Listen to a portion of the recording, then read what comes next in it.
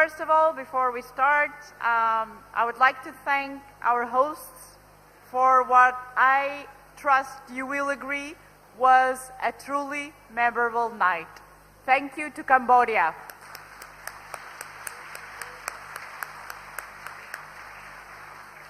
Thank you. I'm sure a lot of us have shared those fantastic pictures on Facebook and Twitter, so the world now is envying each and all of you.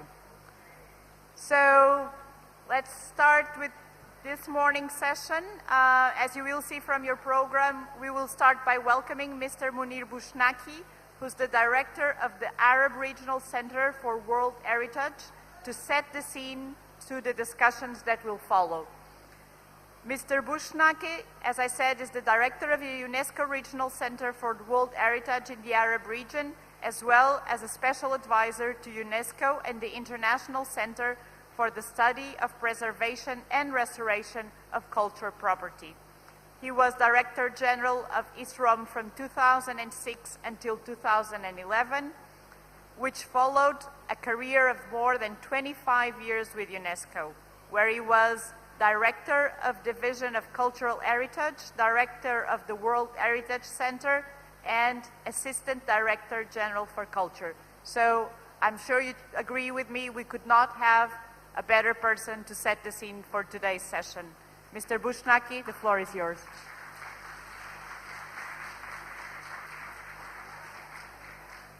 Excellencies, ministers, ambassadors, experts, ladies and gentlemen, dear friends.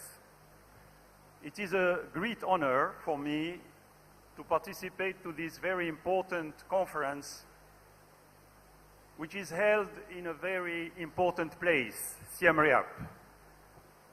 So I want to express my gratitude to the government of the Kingdom of Cambodia, to the Minister of Culture, my dear friend, Madame Sakoni, to the Minister of Tourism. I worked with them for many, many years. I was here with the UN troops in 1992 to see the site of Angkor, and since 1993, after the establishment of the International Coordination Committee for the safeguarding and the development of Angkor, I was coming regularly with one good friend who is in the room, Professor Azedine Beshaush.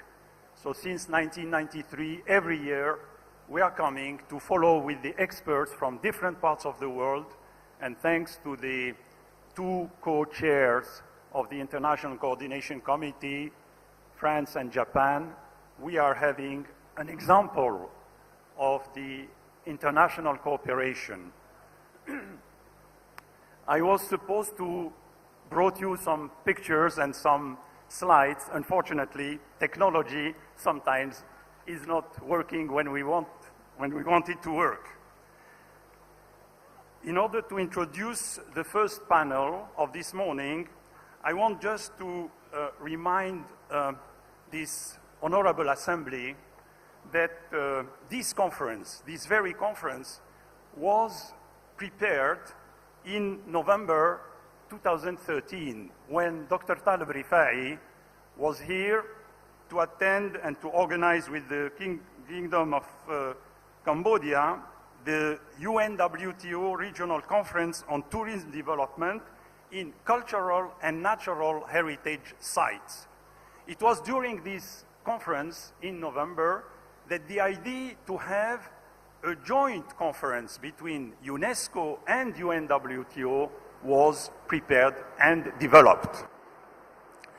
The same year, 2013, was also an important year for the Kingdom of Cambodia. It was the year where His Excellency Vice Prime Minister Sokan was the president of the World Heritage Committee, and he chaired in Phnom Penh the World Heritage Committee at its 37th session. So this was an important moment for Cambodia, both at the international level for the implementation of the 1972 Convention and at the juncture of having this very important topic that has been already very addressed in a very deep manner by Her Excellency the Minister yesterday, and presented, of course, by His Excellency the Prime Minister, Deputy Prime Minister, and the Ministers of Culture and Tourism. It is a real debate, in fact. And today we are really pleased to have Siem Reap as the center of this debate on culture and tourism, and how cultural heritage sites in the world can open new avenues of collaboration and common approaches between UNESCO and UNWTO. This week, I consider that Siem Reap and Angkor are capital of culture and tourism. A rapid remember of the 1972 convention, you know certainly that this is one of the very important conventions that UNESCO has established between 1954 and 2005. And this convention became very quickly a very popular convention, like also the other convention on intangible heritage, which was adopted in 2003. This morning, this first session is dedicated to the promotion and safeguarding of culture, and how, if properly managed, tourism can be considered as a key driver. We are always repeating in UNESCO that cultural and natural heritage belong not only to each nation, but to the whole of humanity. And this is why the recognition up to now of 1,007 sites inscribed in 161 countries is representing a major objective for the international community, certainly, first of all, for the preservation. We are always saying, and my colleague, the director of the World Heritage Center, Mr. Kishore Rao, is always saying, inscription of a site is not an end of the process, it's a beginning of a process. And the major objective of the work of UNESCO and the World Heritage Center is to work in collaboration with the member states for the preservation and the safeguarding of the sites. This is the major objective. So, no doubt, of course, and this is what it was repeated also yesterday, that this inscription of the prestigious list of the World Heritage, UNESCO World Heritage, is having an impact on the development and the growth of tourism. Director General Irina Bokova said, tourism, if managed carefully and to the benefit of the host communities, provides significant links between heritage assets and sustainable development. So this is the position that has been clearly expressed by the Director General of UNESCO. From his side, Dr. Taleb Rifai, Secretary General of UNWTO, said, UNWTO and UNESCO have been working for many years to ensure a sustainable approach to heritage management and tourism with their distinct yet complementary roles within the UN system. And such cooperation has entered into a new dynamic level. We are now in this process of entering into a new dynamic level. And you can see that both heads of these UN bodies are going into the same direction.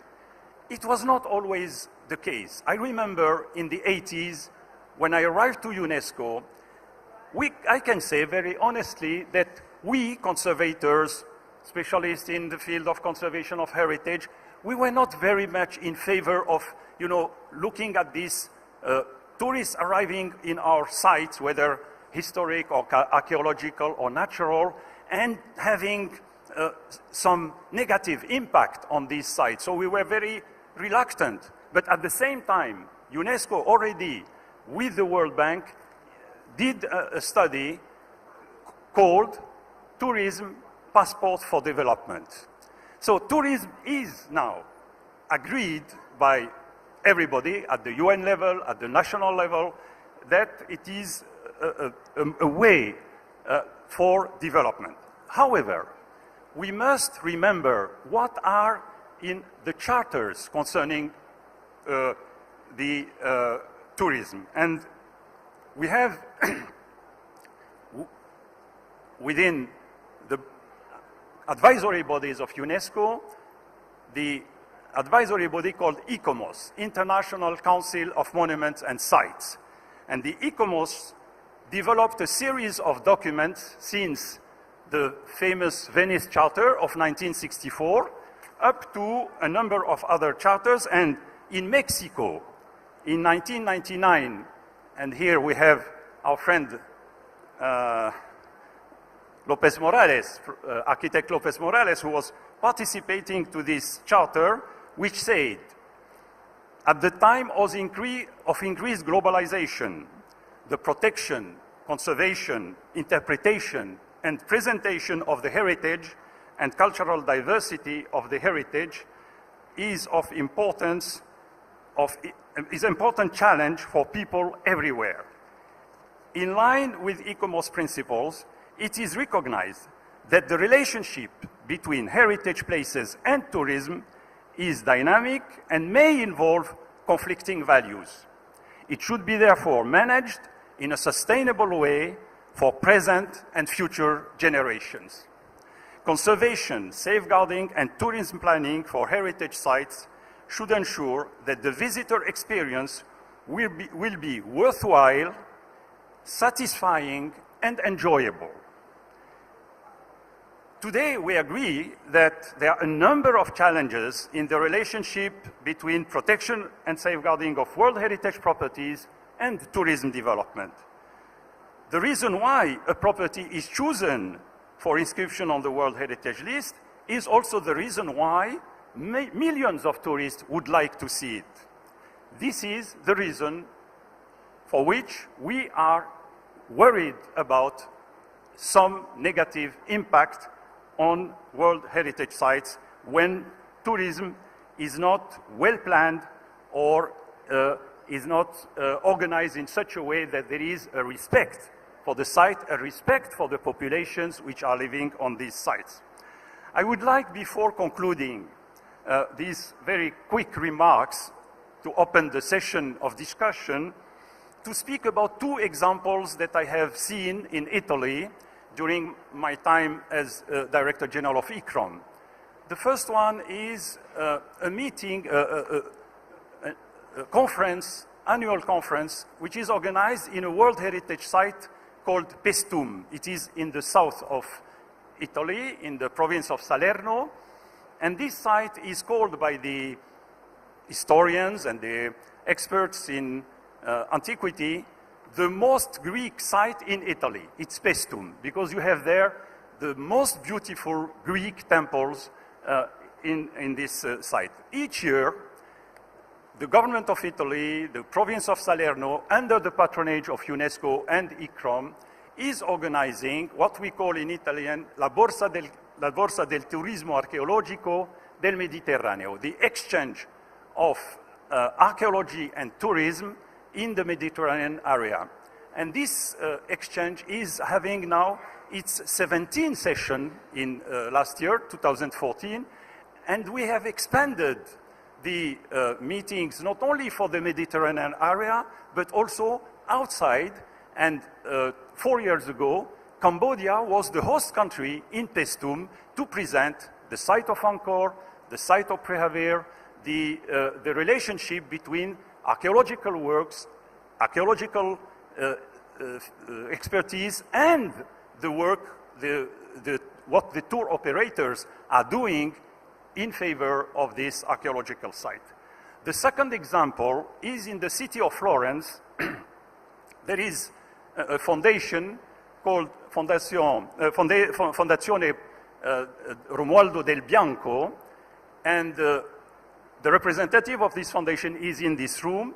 He developed a concept which is called Life Beyond Tourism. And this is a very interesting approach which is going along the lines that UNESCO, ICROM, UNWTO, the advisory bodies of UNESCO like ICOMOS, they are developing, which means the tourist is not only a person coming, looking at the site, living in a hotel, eating in a restaurant, and then leaving. But it is much more than that. And this is why I think this kind of experience should be seen in order to develop a more better approach concerning the relationship between tourism and cultural heritage. During the 40th anniversary of the 1972 convention, we have attended a very interesting meeting which was ending by what we called the Kyoto Vision. The Kyoto Vision is a document which drew the attention of the international community that attention should be given to sustainable tourism as one of the sources of economic benefits and empowerment for local communities and the appreciation of cultural diversity by visitors. So this is very quickly some of the remarks that I hope would open the debate of this first session of the morning. I again apologize for my presentation, which was accompanied by a number of very important slides where I was showing how, for example, we were working here with the local community of the monks, with the local community of the villagers, and there are here also some Cambodian colleagues who are continuing this kind of very, very important approach of the link between World Heritage sites and the people living in the World Heritage site. Our philosophy is that this site should be, taken into account by the population and not seen as something external to them and done only for foreign visitors. To conclude, we feel very strongly at UNESCO, with all my colleagues, Alfredo Perez de Arminian, the new Assistant Director General for Culture, my predecessor, Francesco Bandarin, Françoise Rivière, all we worked in this line that cultural heritage is a mean for development, because we have good examples, and Siem Reap and Angkor is what we call in our jargon a best practice for cultural heritage, and it is also a mean, and this is very important, of intercultural dialogue and understanding. As far as we don't understand the culture of the other, the values of the other, we will have, unfortunately, crisis and conflict. Thank you for your attention.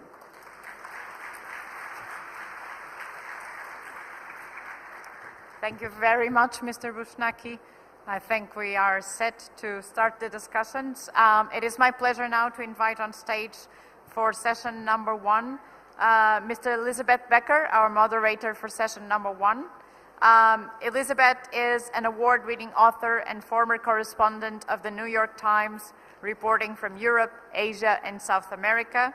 As the senior foreign editor at National Public Radio, Elizabeth oversaw all the network's foreign bureaus and their reporting. She's also the author of When the War Was Over, A Modern History of Cambodia and the Khmer Rouge. She has won awards from the Robert Kennedy Book Award, Overseas Press Club, and the DuPont Columbia, and was part of the New York Times team that won the 2002 Pulitzer Prize for Public Service. She's also the author, and this is very important, of a book called Overbooked, The Exploiting Business of Travel and Tourism. So I'm sure you will agree this will be a promising session.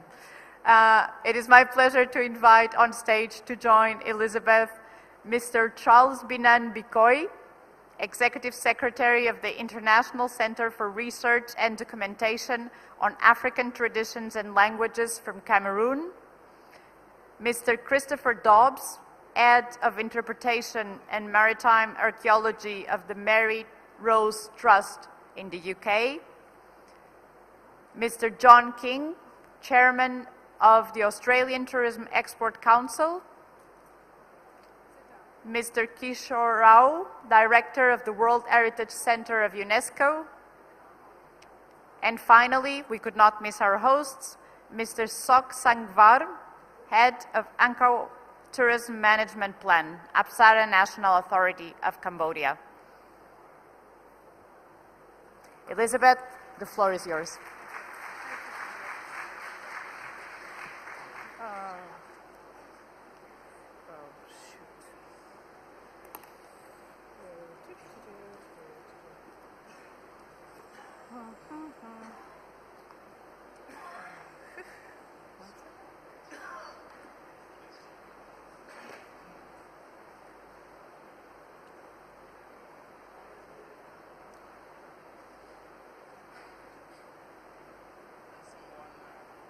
Naturally, I'm the journalist and I forgot my speech.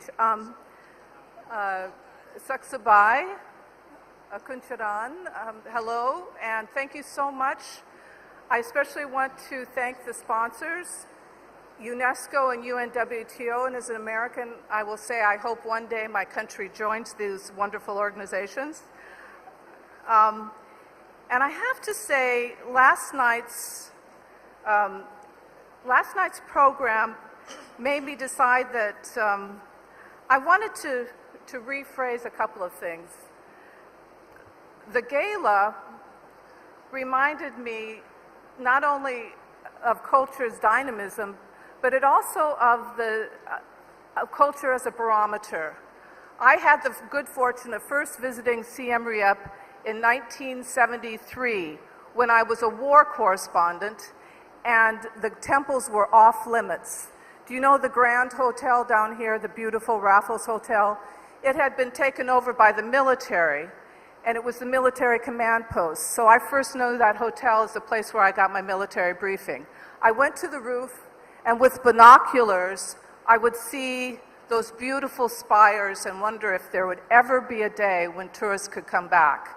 Then I got to watch Bernard-Philippe Grolier pack up the conservatory in Siem Reap of all the work the French had done for nearly 100 years. It was one of the saddest moments I've ever seen. Flash forward to 1978, I was one of only 2 journalists who was invited to cover the Khmer Rouge. So I visited Angkor for the very first time, escorted by the Khmer Rouge, with 2 other foreigners. We had the place to ourselves. It was extraordinary, both for this incredible sense of the sacred, beautiful space and the danger you felt in the Khmer Rouge land.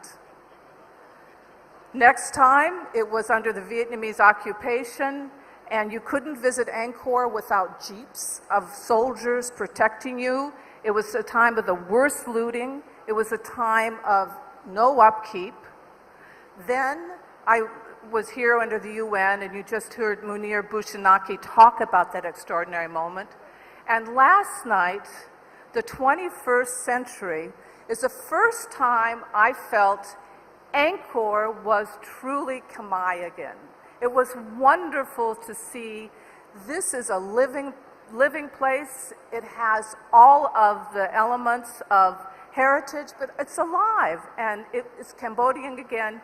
And I have to say, Som Kuncharan for that wonderful evening, and a reminder that culture is a very important barometer of how we are treating, how the government and the people are treating their most important heritage.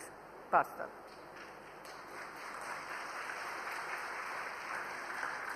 But this is a panel about nuts and bolts in business.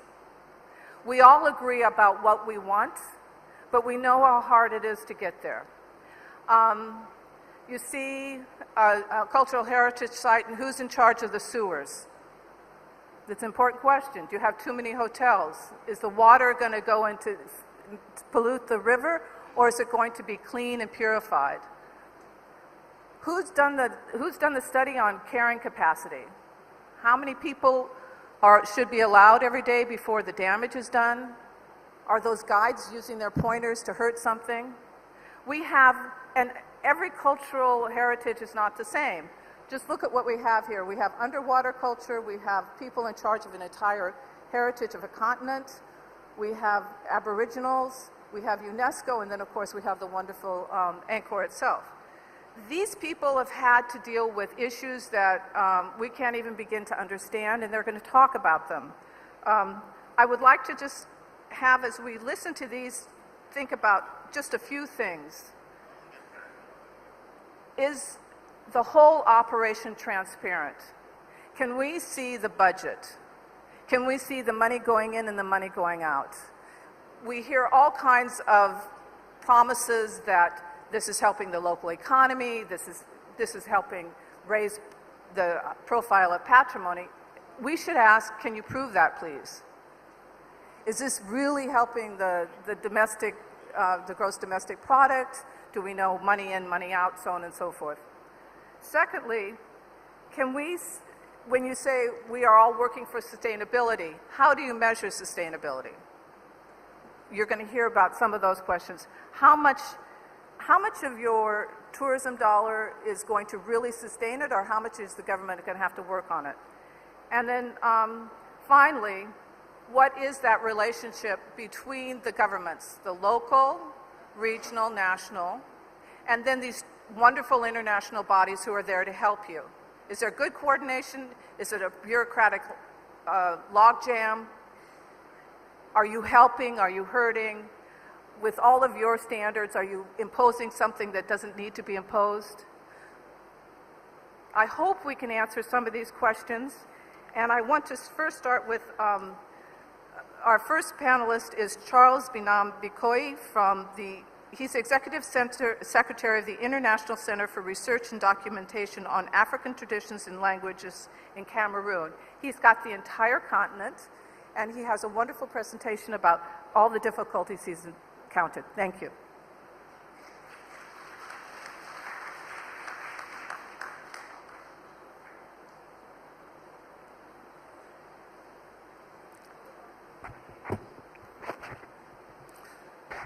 Je vous remercie, Madame le modérateur, chère Elisabeth. Excellences, Mesdames et Messieurs, je n'ajouterai pas ma voix, mais je ne la retrancherai pas dans le jeu des remerciements aux organisateurs, aux pays hôtes, à l'UNESCO et au WTO, pour l'invitation adressée à notre organisation pour participer à cette importante et auguste assemblée et dire quelques mots. Elisabeth m'a retiré mon texte avant l'ouverture de cette session, parce que, évidemment, la tentation était que, venant prendre la parole au nom du CERDOTOLA, le Centre international sur les traditions et les langues africaines basé au Cameroun, à Yaoundé, mais qui est une organisation intergouvernementale, nous ayons cédé à la tentation de dire toute la philosophie et la praxéologie qui devrait accompagner la démarche de sauvegarde qui est inscrite dans le mandat de notre institution partenaire de l'UNESCO. Mais évidemment, les questions qu'elle vient d'évoquer sont des questions extrêmement pratiques, pragmatiques, praxéologiques, et nous allons nous efforcer, en quelques mots, d'oublier le texte que nous avions préparé pour cette conférence et simplement d'entrer, de nous couler dans le moule des questions et du format de l'intervention qui nous est suggéré. Le problème n'est plus aujourd'hui de savoir si le tourisme dans une économie de la globalisation est légitime, est une industrie légitime qui évidemment peut faire des ressources, peut faire des revenus, qui est porteuse de rente et autour de laquelle foisonnent des enjeux multiples et multiformes, des enjeux qui sont commerciaux, culturels, qui sont identitaires, qui sont sociétaux et qui peuvent être même sociologiques. Le problème que nous cernons, c'est que si tout le monde s'accorde à dire que le tourisme a besoin d'un supplément d'âme, le tourisme marchand a besoin de se revigorer. Ce supplément d'âme-là a un nom. Ce supplément d'âme dont le tourisme a besoin, c'est la culture. Nous sommes tous culture. Nous sommes humains et seul l'homme est capable de produire de la culture, de produire de l'identité et de se fonder en se projetant dans la durée pour porter un patrimoine qui devient un héritage, un legs pour les générations d'hommes et de femmes qui sont issus évidemment de ces aventures ou de ses propres projections. Donc le tourisme marchand a besoin de se revigorer aujourd'hui, de sortir de la sphère de la seule marchandisation et du profit qui semble le marquer à ce jour. Il a besoin d'être soutenu par la culture qui est créativité, originalité, projectivité, diversité, exotisme, patrimoine, identité, mais surtout altérité. Parce que de tout temps, le tourisme est apparu comme lieu de rencontre, carrefour suprême, n'est-ce pas, où se nouent les jeux, où se dénouent les jeux à la fois d'échange et de disqualification. Les échanges ici, nous pourrions dire qu'ils sont de toutes sortes, mais les échanges qui nous intéressent dans le débat de partenariat pour définir un nouveau paradigme, un nouveau modèle de tourisme humain qui soit un tourisme culturellement soutenable, c'est l'échange des valeurs partagées. Les valeurs partagées.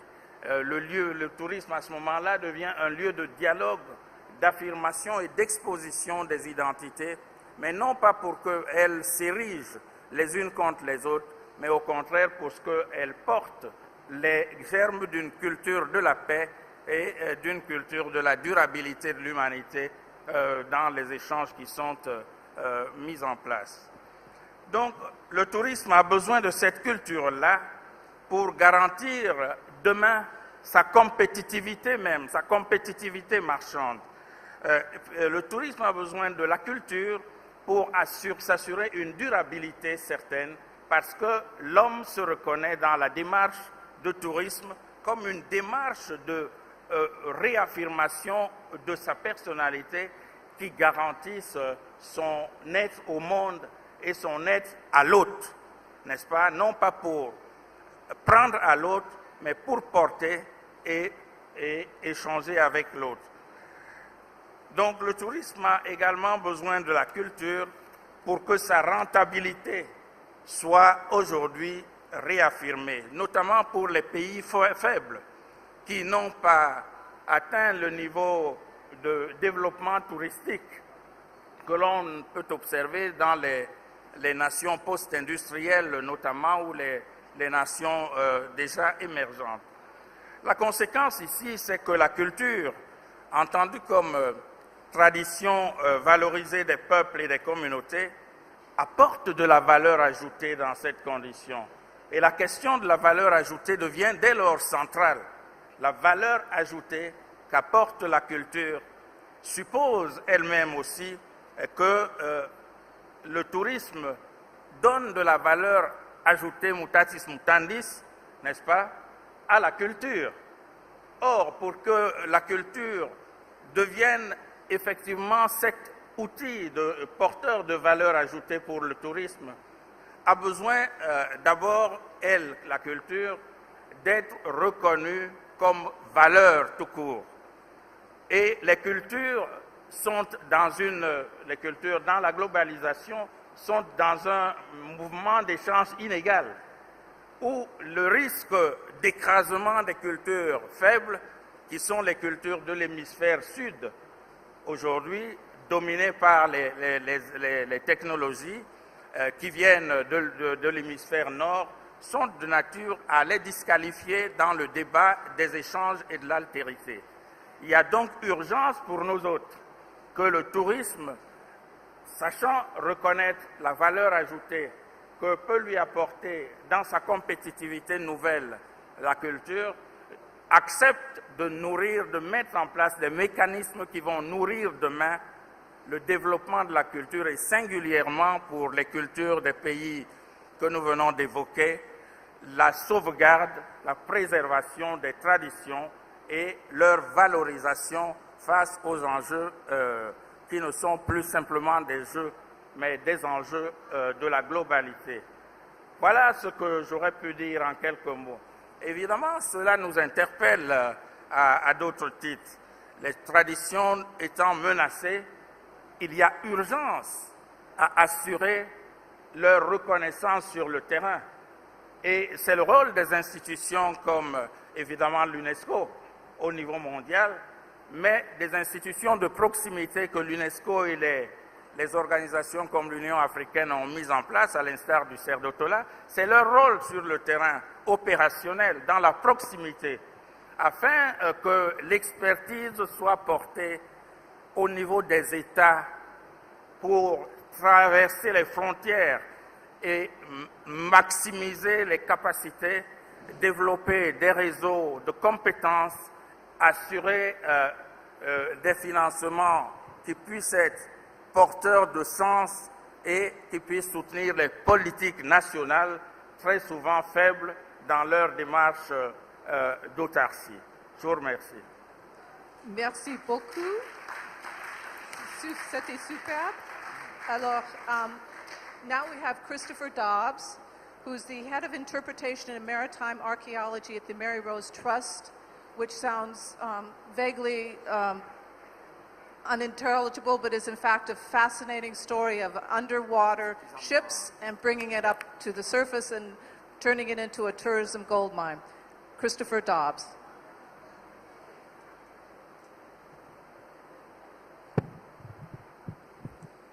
Thank you, Elizabeth. And firstly, thank you so much to UNWTO and UNESCO for inviting me to this conference. And thank you to our hosts for being so welcoming here in Cambodia. My contribution will perhaps be slightly different to others, as I wish to promote the importance and raise awareness in the underwater cultural heritage.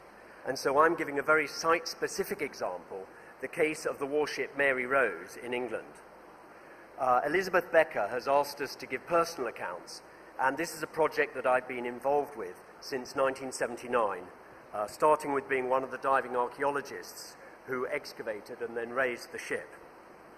So I'll begin by very briefly outlining the history of the Mary Rose. She was built in 1510, so that's over 500 years ago, and she belonged to this king, King Henry VIII, and she was a successful warship for 34 years, from 1511 to 1545, but sank in 1545 during a battle against an invading French fleet, I'm sad to say.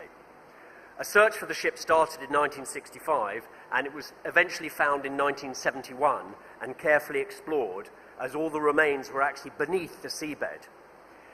In 1979, the major excavation started, and she was raised from the seabed in 1982 during a salvage operation watched by over 60 million people worldwide. It was an amazing achievement, but it's not unique, as I show you here contrasting a picture that I took of the Mary Rose with one taken by the Chinese team that raised the Nanhai 1 in 2007. Again, another fantastic project that I'd like to get to know better if anyone at the conference can help me. So the method chosen for safeguarding and promoting these two examples of the cultural heritage has been to raise them from the seabed and then build a museum for them. But particularly with regard to the 2001 UNESCO Convention on the Underwater Cultural Heritage, it must be stressed that nowadays this should not be considered as the only way of safeguarding the underwater cultural heritage. In situ preservation must also be considered as the preferred method. So, as I said, we really do need to consider whether this is the best method, and it really would take a very important ship to warrant this sort of work. From 1983 to 2015, we had a 30-year conservation period using polyethylene glycol and spraying with fresh water to begin with. And again, the timescale for these large projects is absolutely immense. And in 2013, we opened our new museum, and I'm delighted to say that it's doing extremely well. But this conference is about tourism and culture. So does culture boost tourism? To take this example, certainly. We've had 740,000 visitors since the 1st of June last year when we reopened. And over 30 years, we've had about 300,000 visitors a year, so 9.2 million visitors. This is extremely good, I feel, for a single subject independent museum. But you see in this graph that the numbers really fluctuate. And we really do have to work hard and reinvent our product every few years to get the numbers back up. It's like any product with marketing. We have to reinvent ourselves. And I think we have to do that even with heritage. In terms of the economic benefit to the region, this is estimated using independent data on visitor spend as being £21 million a year from our visitors. So that's $32 million a year is generated just from the visitors coming to our museum. So that gives us a bit of the background. And Elizabeth has asked us to say from our own experience what has been achieved to illustrate and promote cultural heritage. And firstly, I need to mention a training scheme that I helped to create for the Nautical Archaeology Society over 30 years ago, that's now been adopted in over 40 countries and has had over 10,000 divers attending the courses. And we hope that this training scheme will particularly help with the protection and also with raising awareness in the underwater cultural heritage. So do ask me later in the conference if you'd like any more details about that training scheme. It's for everybody worldwide and so on. And it's tailored for local countries. With regard to the Mary Rose, what I want to tell you about are the key challenges that I think any of us face when we're trying to create a new attraction or reinterpret an existing example of the cultural heritage. Partnerships, in the wider sense of the word, are important to us for funding because we're an independent museum and we don't get any funding from the government, i.e. we don't get funding from the taxpayer. This is in contrast to most other museums in England, like the British Museum or the National Maritime Museum, that actually get government money. We don't. So the 35 million for the new museum and the last part of the conservation, 21 million came from a lottery fund, but that's not government money or taxpayers' money. £7 million came from trusts and foundations, £4 million from rich individuals, £1.5 million from companies, $1 million from local authority, and $1 million from other sources. So that just gives you a range of the ways we've had to raise money for our buildings and conservation. But our annual running costs are raised from visitor income. So our main partnership is really involving building a strong relationship with our paying visitors. We need to delight them. We heard earlier how we needed to make our heritage enjoyable. And that's exactly what we have to do. We have to delight our customers. And I think we need to have three key principles of authenticity, integrity, and relevance. So I want to give you a bit of an idea of how we do that. Why do tourists come to our destinations? I think they come because they want to see the real thing. We need to give them authenticity. Visitors like the real thing. They deserve the real thing. And in museums, we have the real thing. That's our advantage as heritage suppliers. We need to be different to Disneyland or Xbox or television or virtual reality. We have the reality. So how at the Mary Rose do we give the real thing? We show the real thing. We don't show replicas behind glass. So for instance, we display the guns that we've just recovered from underwater, but they're on their original wooden carriages. They're not on replicas. And that is quite incredible to have the wooden carriages surviving as well as the guns. Linked to authenticity is integrity. I think our work has to be done with integrity. And we can't display all the objects inside the ship because the ship wouldn't be able to take the objects. And we have half a ship. So what we just do is we display half of the ship on one side of the museum, and then we have a mirror image in which to display thousands of the objects we found opposite where we found them. So there's a duality to it. You can see the real ship on one side and the real objects on the other side. And there's an integrity in that approach. We should also respect the people who built the heritage we display, or lived in it, or worshipped in it, or, as in the case of the Mary Rose, who died in it. And part of integrity, I think, is showing that respect. We must respect the human remains and so on. We shouldn't sell items. And you may be wondering, well, why am I even saying that? But sometimes the underwater cultural heritage is still sold. Governments still sell shipwrecks to treasure hunters in return for 25% or 50% of the treasure. But I don't think they should. This heritage belongs to everybody. We shouldn't give it away to the highest bidder as governments or as individuals. Finally, as I said, if we want to promote culture and engage our stakeholders, our visitors, we must make the product relevant to them. We must make it enjoyable. And we wanted the Mary Rose Museum to appeal to the widest possible audience. So we tell individual stories. For instance, the story of this man who had this worn-out shoe. I mean, somebody said late yesterday, culture is our shared values, but perhaps this worn-out shoe is a shared experience. And I think there are objects in our collection that could appeal to or touch anyone in the world, like a worn-out shoe, or even less important belongings, knit combs, or this wonderful wooden bowl. They're really in fantastic condition. We even had a ship's dog, and you know the English are very keen on their dogs, but to have a dog as well as all the remains, the cultural remains, is just quite incredible. These are the objects of the everyman, not just the treasures of the rich, and that's what I think we particularly try to give at the Mary Rose Museum. Ours isn't just a maritime museum or a war museum. It's not just a ship museum, but a museum about people, for people. It's a social history. Again, we heard yesterday, culture is who we are. You know, heritage is who we are.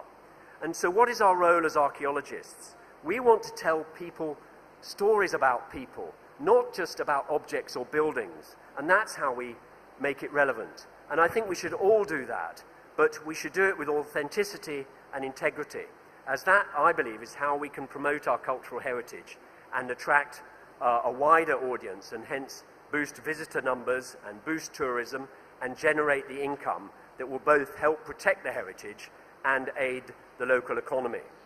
So I hope that raises many discussion points. We have a fantastic collection of objects, as you can see there. What we want to do is to bring our ship to life, and it's raised many things, like what's the relationship between real and replica? How much should heritage be reconstructed?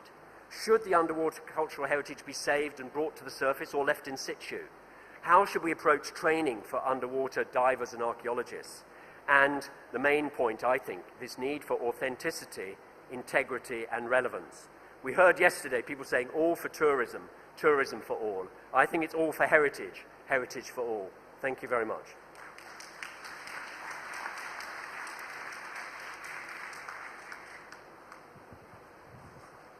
Thank you, Christopher. That was excellent.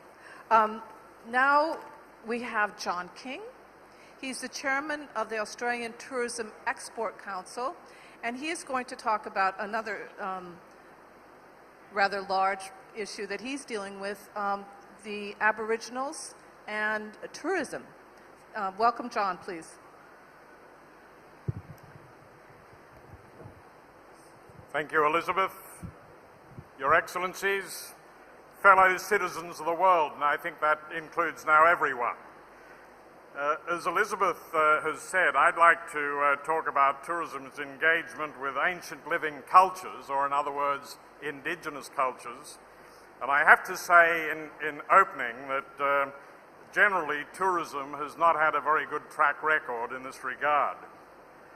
Aboriginal Australians, like many other indigenous peoples and cultures around the world, have highly complex belief systems that interconnect their land, their spirituality, law, society, and their regard and care for the environment in which they live. The cultures of indigenous people represent and reflect not only ancient history of many varied lands, but also the very essence of the land itself. They're the embodiment of the story of our world, and they tell its story with greater depth and colour than any historian, geographer, or anthropologist. And it's at this point that tourism and indigenous people and their cultures start to interconnect. Increasingly, tourism is moving from a one-dimensional activity where previously increasing numbers of people travel to see places and things. Today, increasingly, it's about experiences and engagement. Typically, during this earlier period in the past, people traveled to discover places and do things, whereas today they're traveling to places and doing things increasingly to discover themselves. This evolution in tourism requires us, therefore, to reevaluate our definition and attitudes to what constitutes cultural tourism. Instead of just taking in sights, we need to provide engagement. In the past, remnant monuments of past civilizations and cultures have been promoted extensively for tourism, and many millions of dollars invested in their preservation, which is only right. And yet many living and constant cultures, which go back eons, in some cases even before such monuments were constructed, have often been marginalized by the tourism industries of many countries, scant regard given to their preservation, and little consideration about their engagement. For too long in many countries, Indigenous cultural participation has been used to provide stereotypical background, colour and movement, with very little benefit to or participation by Indigenous people or consideration of its preservation or the authenticity of its promotion and interpretation. A few years ago, a number of like-minded tourism organisations, the Australian Tourism Export Council, of which I was chair, the Pacific Asia Travel Association, or PATA, and Tourism Northern Territory, with the support of the UN World Tourism Organization, decided that there was a need to elevate the role of Indigenous people and their culture as an integral part of the tourism experience and industry. But at the same time, believing we should ensure the participation by Indigenous people was beneficial and equitable, and that by working together, Indigenous culture could be better promoted and protected. It was decided to hold a conference concentrating on the Pacific Asia region, where exists the greatest concentration of Indigenous cultures. So almost 3 years ago in Darwin, in Australia's Northern Territory, the traditional homelands of the Larrakia people, the first Pacific Asia Indigenous Tourism Conference was held in an area where Aboriginal people had been meeting for 40 or in some cases 50,000 years, or maybe even longer. It was believed that by the organising partners, that tourism had a positive role to play, but in practice, that role had been a two-edged sword. On the one hand, tourism provides a strong driver to protect, restore and promote Indigenous cultures, but as we know from sad experience, it also has the power to diminish and destroy those cultures when improperly developed. The conference resulted in the development of and unanimous adoption of what we've called the Larrakia Declaration. It's based on the UN Declaration of the Rights of Indigenous People. The Declaration espouses the principles upon which a partnership between Indigenous peoples, governments and the tourism industry could and should work in order to harness the best values of tourism, and in the establishment of tourism experiences and activities that both preserve and promote culture and ensure equitable benefits for both Indigenous and non-Indigenous people. The Larrakia Declaration has since been adopted by the Pacific Asia Travel Association and supported by UNWTO. The Declaration in its preamble recognises a range of issues, some of which I've mentioned.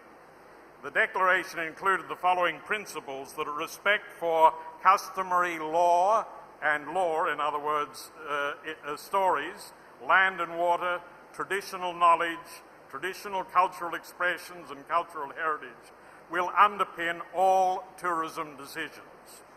That Indigenous culture and the land and waters in which it's based will be protected and promoted through well-managed tourism practices and appropriate interpretation.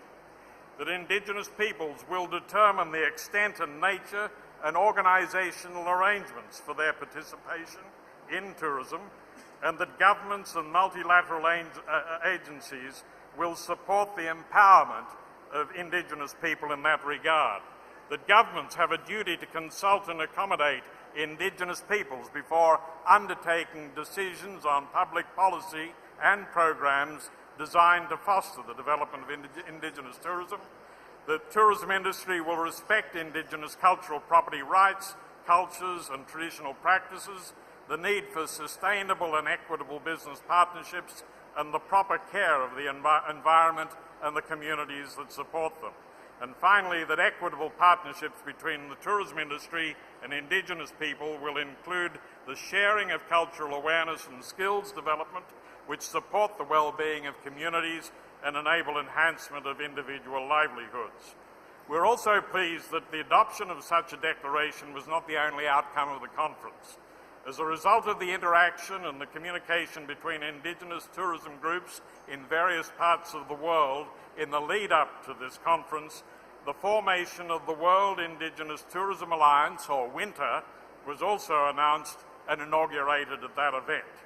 WINTER is an Indigenous-led global network of Indigenous and non-Indigenous interests that seek to give practical expression to the United Nations Declaration on the Rights of Indigenous People through tourism and the fulfilment of the Larrakia Declaration. Its network now comprises, just in 3 years, 170 Indigenous and non-Indigenous organisations located in 40 countries around the world. Its head office is located in Wellington, New Zealand, and its leadership council is drawn from Australia, Canada, Nepal, New Zealand, Sweden, and its chairman from the USA. It's also taken responsibility for the organisation of this annual triennial Pacific Asia Indigenous Tourism Conference, and the next conference will be held next September in Vancouver, Canada, where emphasis will be putting the principles of the Larrakia Declaration into action.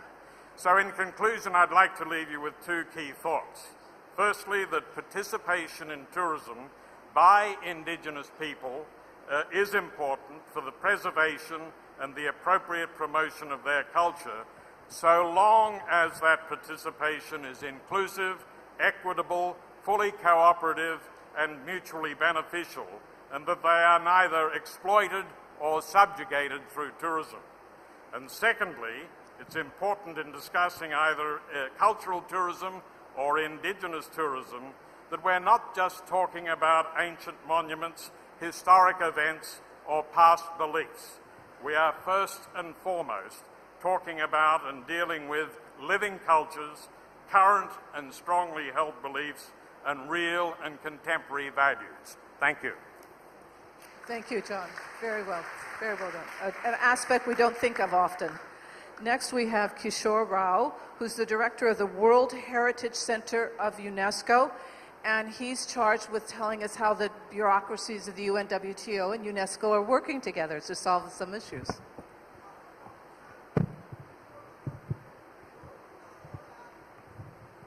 Thank you very much, Elizabeth. Allow me to make a few remarks from an institutional perspective of what UNESCO does for safeguarding and promoting culture. I know it's very difficult to speak after my friend and colleague Mounir Bouchenaki, who's already presented the UNESCO perspective, but I guess it doesn't harm to repeat and reiterate some of the important points, because as you all know, UNESCO is the only institution in the UN system which has a specific mandate for culture, and our activities seek to promote, safeguard, and transmit culture. It seeks to foster the diversity of cultural expressions and creativity, and most of the activities that we undertake seek to position and demonstrate the role of culture as an enabler and driver of sustainable development.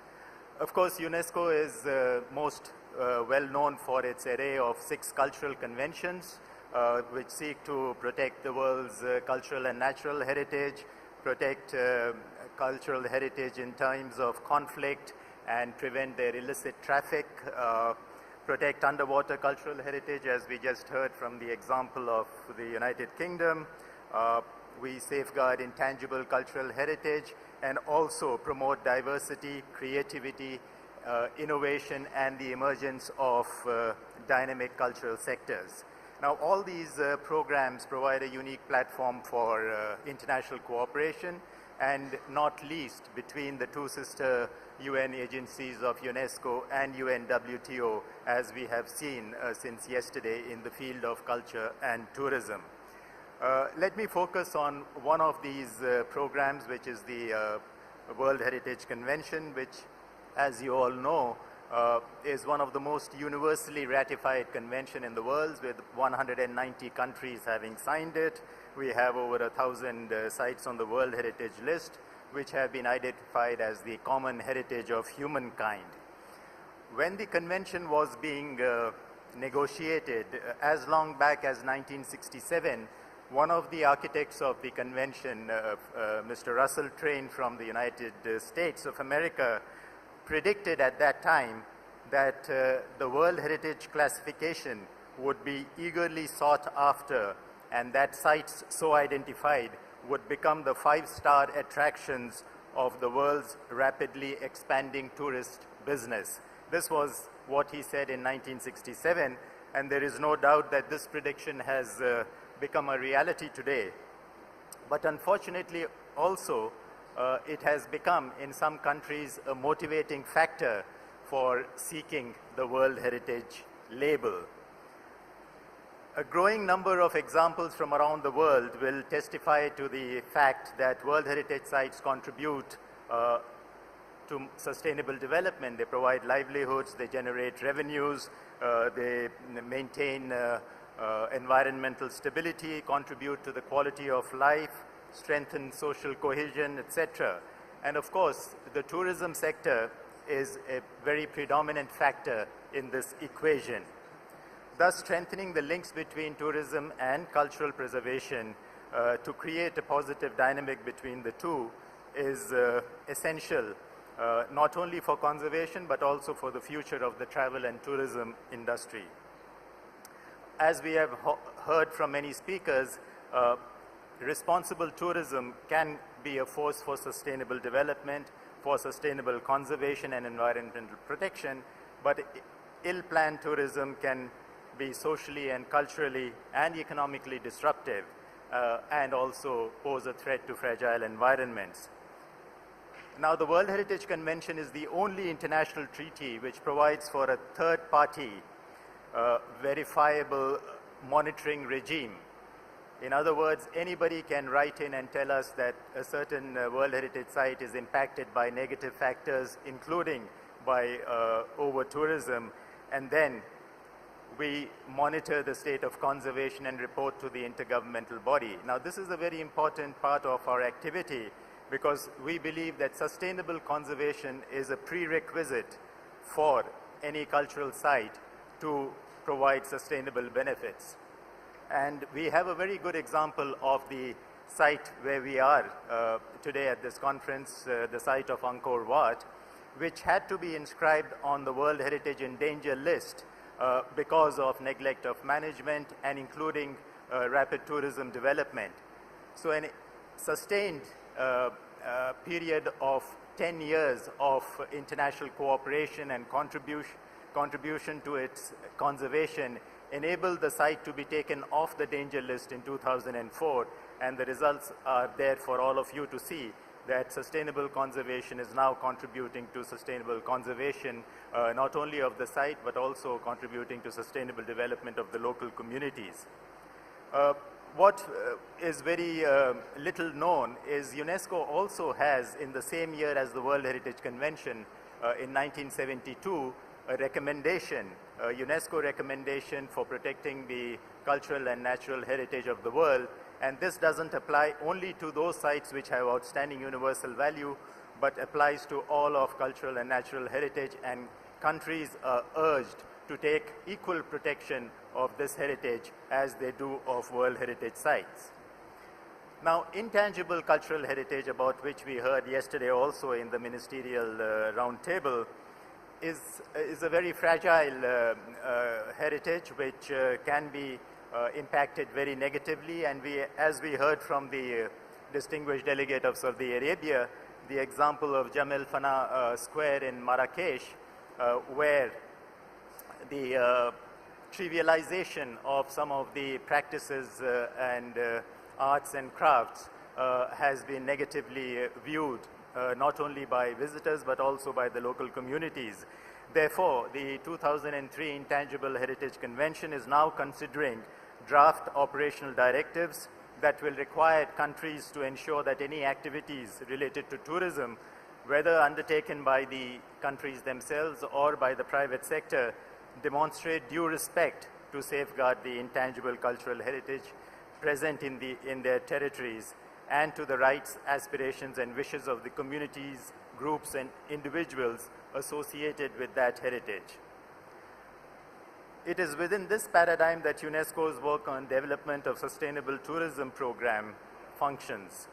Fundamentally, UNESCO believes that in order to achieve economic, environmental and social sustainability, the natural and cultural assets must be valued, protected and appropriate tourism developed.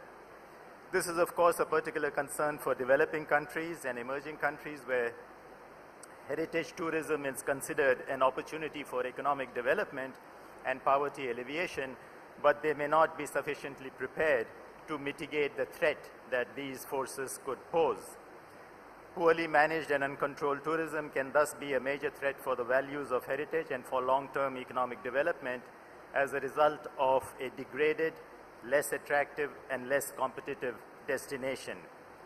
The way forward, therefore, which UNESCO advocates will be an approach where preservation goes hand in hand with the sustainable development of tourism and the planning and management for both is harmonized. A key to this will be directing adequate resources from tourism into conservation to maintain the heritage assets for future generations to experience, appreciate and enjoy through tourism. A growing emerging concern for UNESCO now is also the destruction of cultural heritage in areas affected by conflict.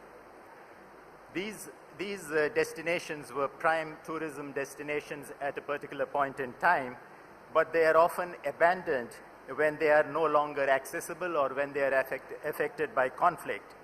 And this is the time when international solidarity and support is most needed for these sites and for these countries. The tourism industry must be conscious of its obligations to be a sustainable partner, demonstrating its commitment through good times and bad times.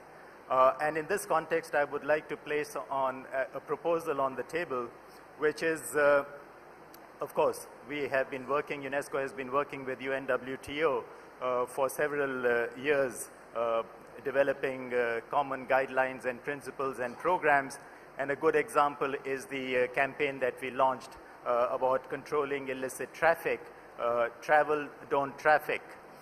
In that context, I think for areas affected by conflict and emergency situations, I would like to propose, as part of this new partnership between UNESCO and UNWTO, to establish a global fund which could be resourced by the private sector, by the tourism and travel industry, to be able to assist countries and sites which are affected by emergencies, by man-made conflicts and by natural disasters. So that is a thought that I will leave for you for your consideration and discussion. Thank you very much.